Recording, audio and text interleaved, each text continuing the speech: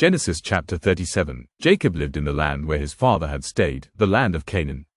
This is the account of Jacob's family line. Joseph, a young man of 17, was tending the flocks with his brothers, the sons of Bilhah and the sons of Zilpah, his father's wives, and he brought their father a bad report about them. Now Israel loved Joseph more than any of his other sons, because he had been born to him in his old age, and he made an ornate robe for him. When his brothers saw that their father loved him more than any of them, they hated him and could not speak a kind word to him. Joseph had a dream, and when he told it to his brothers, they hated him all the more. He said to them, "Listen to this dream I had. We were binding sheaves of grain out in the field when suddenly my sheaf rose and stood upright, while your sheaves gathered around mine and bowed down to it." His brothers said to him, "Do you intend to reign over us? Will you actually rule us?" And they hated him all the more because of his dream and what he had said. Then he had another dream, and he told it to his brothers. "Listen," he said, "I had another dream, and this time the sun and moon and 11 stars were bowing down to me." When he told his father as well as his brothers, his father rebuked him and said, "What is this dream you had? Will your mother and I and your brothers actually come and bow down to the ground before you?" His brothers were jealous of him, but his father kept the matter in mind. Now his brothers had gone to graze their father's flocks near Shechem, and Israel said to Joseph, "As you know, your brothers are grazing the flocks near Shechem.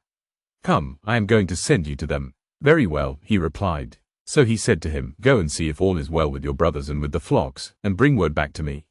Then he sent him off from the valley of Hebron. When Joseph arrived at Shechem, a man found him wandering around in the fields and asked him, "What are you looking for?"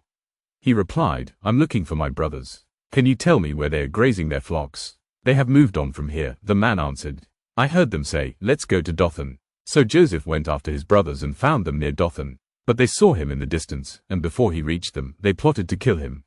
"Here comes that dreamer," they said to each other. "Come now, let's kill him and throw him into one of these cisterns and say that a ferocious animal devoured him. Then we'll see what comes of his dreams." When Reuben heard this, he tried to rescue him from their hands. "Let's not take his life," he said. "Don't shed any blood. Throw him into this cistern here in the wilderness, but don't lay a hand on him." Reuben said this to rescue him from them and take him back to his father. So when Joseph came to his brothers, they stripped him of his robe, the ornate robe he was wearing, and they took him and threw him into the cistern. The cistern was empty, there was no water in it. As they sat down to eat their meal, they looked up and saw a caravan of Ishmaelites coming from Gilead. Their camels were loaded with spices, balm and myrrh, and they were on their way to take them down to Egypt. Judah said to his brothers, "What will we gain if we kill our brother and cover up his blood?